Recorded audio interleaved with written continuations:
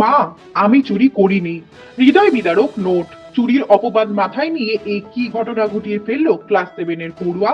পাঁশকুড়ায় গোসারবের বাজারের কৃষ্ণেন্দু দাস সপ্তম শ্রেণীর ছাত্র। রবিবার বাজারে চিপস কিনতে বেরিয়েছিলেন। কৃষ্ণেন্দুর পরিবারের অভিযোগ, সেই দিন সেই দোকানে চিপস ছিল না, এমনকি দোকানদারকে বারবার ডেকেও সাড়া পায়নি কৃষ্ণেন্দু। দোকানের বাইরে চিপসের প্যাকেট পড়ে থাকতে দেখে কৃষ্ণেন্দু সেই প্যাকেট কুড়িয়ে নেয়। বাড়ি ফেরার পথে সেই দোকানের মালিক শুভঙ্কর দীক্ষিত, যিনি পেশায় একজন সিভিক ভলেন্টিয়ার, মোটরসাইকেল নিয়ে ধাওয়া করে কৃষ্ণেন্দুকে, পাকড়াও করে চুরির অপবাদ দেয় এবং সর্বসমক্ষে বাজার এলাকায় কান ধরে উদ্বোস করায়। কৃষ্ণেন্দুর বাবা মার আরো অভিযোগ, সেই সময় কৃষ্ণেন্দু চিপসের দামও শুভঙ্করকে দেয়। ঘটনা প্রাথমিকভাবে শুনে কৃষ্ণেন্দুর মা ঘটনাস্থলে গিয়ে ওকে শাসন করে এবং বাড়ি ফিরিয়ে নিয়ে আসে। চোর অপবাদ সহ্য করতে না পেরে একটি নোট লিখে বাড়িতে থাকা অস্বাস্থ্যকর ওষুধ খেয়ে নেয়। তারপরেই তাকে তমলুক মেডিকেল কলেজে ভর্তি করা হলে আজ সকালে চিরবিদায় নেয় কৃষ্ণেন্দু দাস। ঘটনা জানতে পেরে ইতিমধ্যেই কান্নায় ভেঙে পড়েছে পরিবার। যদিও যাকে নিয়ে অভিযোগ, সেই শুভঙ্কর দীক্ষিতের কোনো প্রতিক্রিয়া পাওয়া যায়নি। কোন রকম সিসিটিভি ফুটেজ দেখাতে রাজি হয়নি শুভঙ্কর। এক্ষেত্রে একটাই প্রশ্ন উঠছে, কিভাবে আইনের লোক হয়েও আইন নিজের হাতে তুলে নিলেন শুভঙ্কর? শাস্তির দাবি তুলছে এলাকাবাসী। ছেলে এখন এমনি সামান্য একটা কুড়কুড়ি চোরের অপরাধে আমার ছেলে এখন শেষ হয়ে গেছে। সামান্য একটা কুড়কুড়ি চুরির অপরাধে কান ধরে তাকে উঠবুস করিয়েছে বলে হাত করে চেষ্টা করেছিল আমার ছেলে আজ অব্দি আমার ছেলে বাড়ি থেকে বেরিয়েছিল কুরকুরে কেনার জন্য। বাড়ি থেকে বেরিয়েছিল কুড়কুড়ে কেনার জন্য। দোকানদার নাকি দোকানে ছিল না, ও দুবার ডেকেছে দোকানদারকে, তারপরে রাস্তায় দেখে না কুড়কুড়িটা পড়ে আছে, উড়িয়ে পড়ে বাতাসে পড়ে আছে। ও কুড়কুড়িটা গুড়িয়ে নিয়ে পালিয়ে গেছে। ওকে তখন দোকানদার নাকি আবার বাড়াই, যখন ও দেখে একটা ছেলে কুড়কুড়ি নিয়ে পালিয়ে যাচ্ছে, ওকে দোকানদার পিছনে মোটরসাইকেল নিয়ে ধাওয়া করেছে। ধাওয়া করে ওকে ধরে নিয়ে ধরছে, ওকে বলছে যে তুই কুড়কুড়িটা আমার দোকান থেকে চুরি করে নিয়ে এসেছিস। ও বলছে না স্যার, আমি চুরি করে আনিনি, আমি ঘুরিয়ে পেয়েছি। বলে না, তুই চুরি করে নিয়েছিস। বলে না, বলতে ওকে নাকি পয়সাও দিয়েছে। তখন দোকানের বলে চল দোকানে চল। ওকে দোকানে নিয়ে এসে নাকি বল স্বীকার করেছে, বল চুরি করেছিস বলে নাকি কান ধরে উডুস করছে। ও সেটা মানে আত্মসম্মান নিতে পারছে না, বাজারে মারধর করেছিল না সেটা ঠিক স্যার আমরা জানি না, আমরা তো বাড়িতে ছিলাম, খবর হয় না। মারধরও করেছে বসুন না, আর কান ধরে উডুস করেছে। সেই আত্মসম্মান স্যার, এখন আমার একটাই কাজ শুধু আমার ছেলেকে ভালোভাবে বাড়ি নিয়ে, এখন যা আছে আমরা তো গরিব মানুষ, খেটে খাই, আমাদের কারো কোনো উপরে অভিযোগ নেই।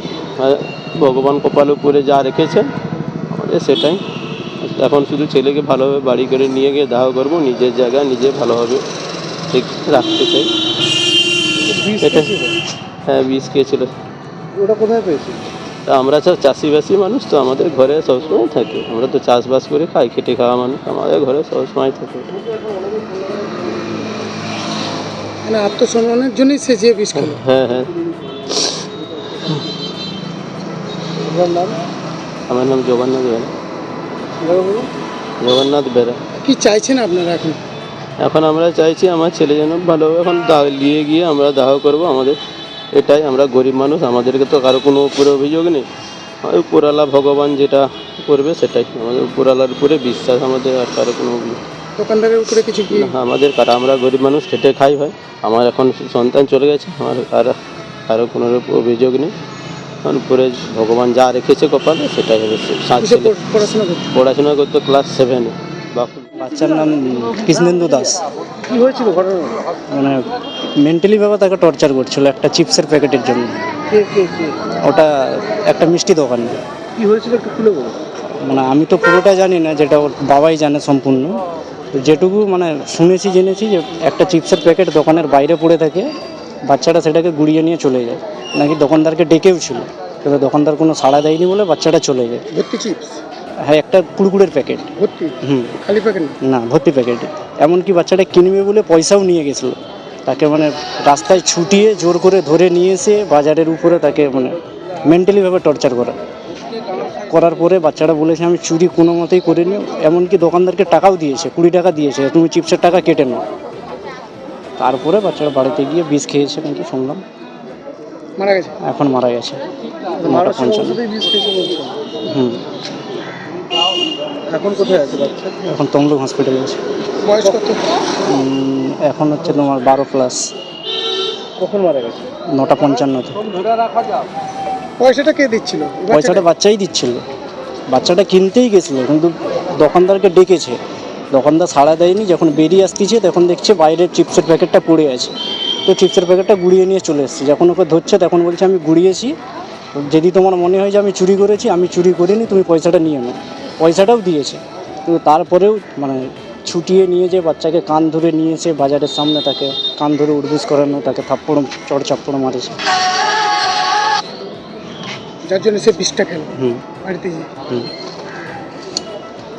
আপনার নাম? আমার নাম সুবোধ দাস, কে হয়? আমি মানে পালিত দাদা।